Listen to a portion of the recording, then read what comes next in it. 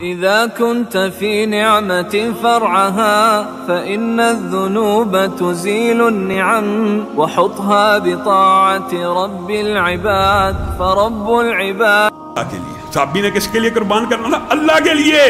لیکن پوچھ کیا رہے ہیں؟ یہاں پہ کوئی صنم خانہ تو نہیں تھا، یہاں پہ کوئی استان تو نہیں تھا، یہاں پہ کوئی معبد تو نہیں تھا. کیا مطلب؟ شک سے عقیدے کے باب کے اندر عبادت کے چھوٹے سے چھوٹے فعل سے جس کی نسبت غیر اللہ سے ہونے کا خدشہ ہو کہ لوگ صرف یہ نہ سمجھ لیں کہ اس نے اونٹ پتہ نہیں اللہ کے راہ میں قربان کیا ہے کہ اس بزرگ کے نام پہ قربان کیا. کیا پتہ؟ اس سے بھی بچنے کا حکم میں اپنی طرف سے نہیں کہہ رہا. مسند امام احمد کی حدیث ہے، کتاب الزہد ہے. نبی کریم صلی اللہ علیہ وسلم نے فرمایا پرانے دور میں ایک استھان ہوا کرتا تھا، دو لوگ وہاں سے گزرے، ایک کو اس کے مجاوروں نے کہا کہ یہاں سے گزرنے کا ایک ٹیکس ہے، جو بھی یہاں سے گزرتا ہے اس معبد خانے والے کے نام کے اوپر، اس استھان کے نام والے کے اوپر کوئی قربانی کر کے گزرتا ہے. اس نے کہا کیا قربانی؟ کا کوئی بھی چیز قربان کر دے. اس نے قربان کر دی. دوسرا گزرا، نبی کریم صلی اللہ علیہ وسلم نے کہا، اس سے بھی یہی مطالبہ کیا گیا. اس نے کہا میرے پاس کوئی چیز نہیں. کہا تو ایک مکھی کو پکڑ تصور میں، اس کو اس استھان کے اوپر، اس کو اس درگاہ کے اوپر قربان کر دے. اس بندے نے کیا جواب دیا؟ اس بندے نے کہا مکھی اللہ کی مخلوق ہے اور مخلوق کبھی مخلوق کے آستانے پہ ذبح نہیں ہو سکتی. مکھی کے اندر بھی ایک دل ہوگا، مکھی کے اندر بھی ایک جان ہوگی. مکھی بھی میں دیکھتا ہوں اڑتی ہے، چلتی پھرتی ہے، اللہ کا رزق کھاتی ہے. اللہ کی مخلوق کو میں اللہ کی مخلوق کے نام کے اوپر کبھی قربان نہیں کروں گا. اگر تو چاہتا ہے اس کو اللہ کے راستے پہ قربان کرنا، میں کر دیتا ہوں. نبی کریم صلی اللہ علیہ وسلم نے کہا، اس نے انکار کیا، اس کا لڑائی جھگڑا ہوا. حدیث طویل ہے. مفہوم کیا ہے؟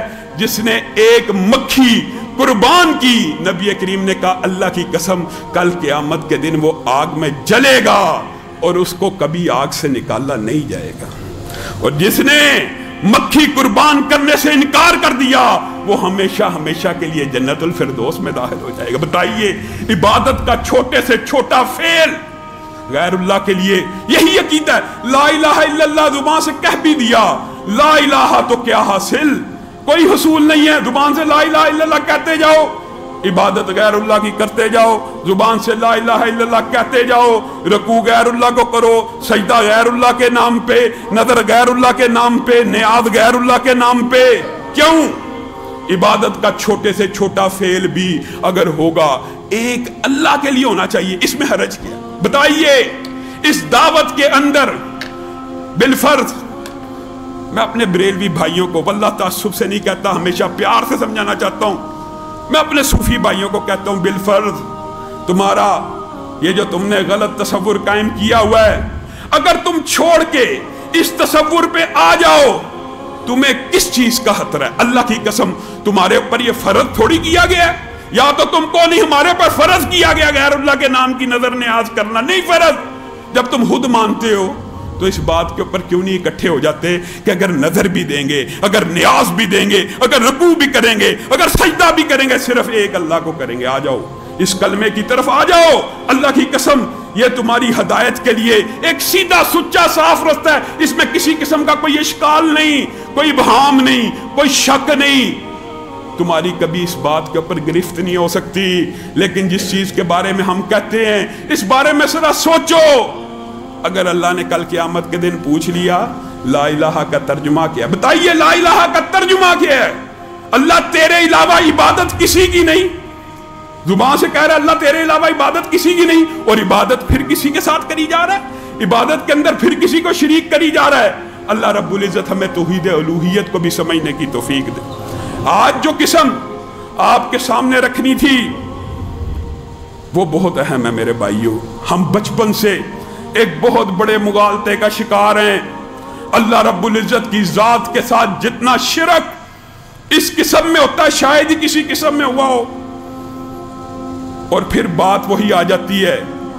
اس وقت اتحاد امت کی ضرورت ہے، حقیقت میں ضرورت ہے. لیکن میرے بھائیوں اتحاد امت کا یہ مطلب نہیں ہے کہ بندہ اللہ رب العزت کی توحید ہی بھول جائے، آپ ذرا کھلے دل کے ساتھ ہماری گفتگو کو، ہماری التجاؤں کو ذرا سنیے، سمجھیے، غور تو کیجئے۔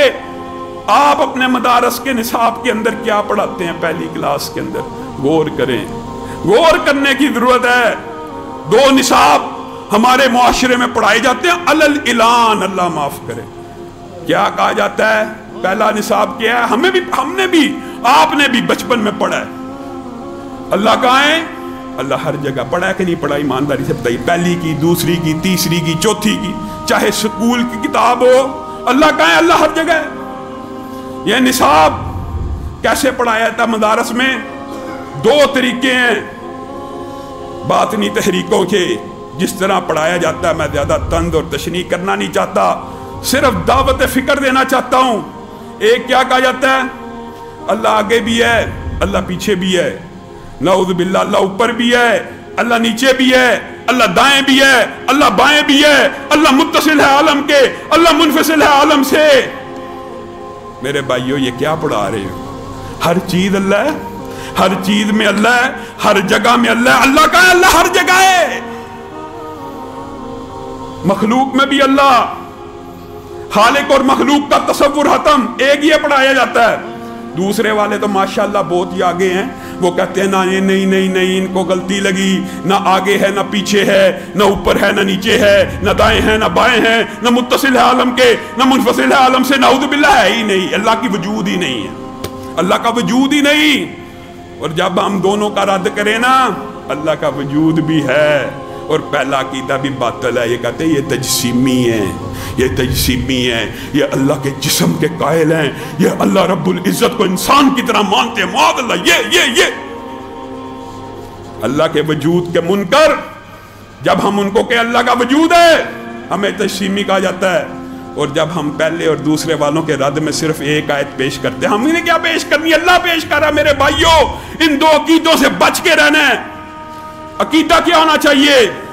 الرحمن علی العرش استوى، اللہ وہ ہے جو عرش کے اوپر متمکن ہے، اللہ وہ ہے جو اپنے عرش عظیم پر ہے۔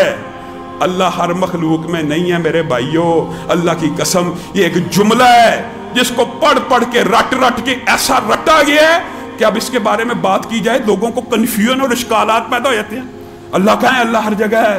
اور میرے بھائیوں یہ باطل عقیدہ ہے، معاذ اللہ۔ یہ فضا، یہ خلا، یہ زمین، یہ ساری کی ساری اللہ رب العزت کی مخلوق ہے۔ اللہ کی قسم مخلوق میں نہیں ہے، اللہ مخلوق سے جدا ہے۔ الرحمن علی العرش استوى، اللہ رب العزت اپنے عرش کے اوپر متمکن ہے، جیسے اس کی شان کو لائق ہے۔ استفاء کی کیفیت میں اور آپ اپنی عقل سے نہیں سوچ سکتے، لیکن یہ ہماری عقل بتا سکتی ہے کہ اللہ مخلوق میں نہیں ہے۔ اس کے کتنے دلائل ہیں؟ قرآن و سنت میں اگر اللہ رب العزت کی جہت کو بیان کیا جائے گا، کس کی طرف کیا جائے گا؟ علو کی طرف، آسمان کی طرف، اپنی طرف سے کہہ رہا ہوں نہیں۔ نبی کریم صلی اللہ علیہ وسلم کے پاس ایک باندی کو لایا گیا امتحان کے لیے، ٹیسٹ کے لیے۔ نبی کریم نے پوچھا اللہ کہاں ہے؟ اس باندی نے کہا اللہ آسمان میں ہے۔ نبی کریم نے کہا میں کون ہوں؟ کہا آپ اللہ کے بھیجے ہوئے پیغمبر ہیں۔ نبی کریم نے عبداللہ ابن رواحہ کو کہا اس کو آزاد کر دو۔ کیوں؟ یہ اللہ کے اوپر ایمان رکھنے والی ہے۔ کیا مطلب اس حدیث کا؟ مطلب پتا کیا؟ ایمان کی نشانی، نبی کریم نے ایمان کی شرط یہ بیان کی ہے کہ جب بھی کسی سے پوچھا جائے اللہ کہاں ہے تو وہ کیا کہے؟ اللہ آسمان پر ہے۔ وہ کیا کہے؟ اللہ آسمان پر ہے۔ یہ ایمان کی شرط ہے، یہ مومن ہونے کی شرط ہے۔ قم للصلاة إذا المؤذن كبارا أقبل لربك مسرعا متطهرا دع عنك ما يلهيك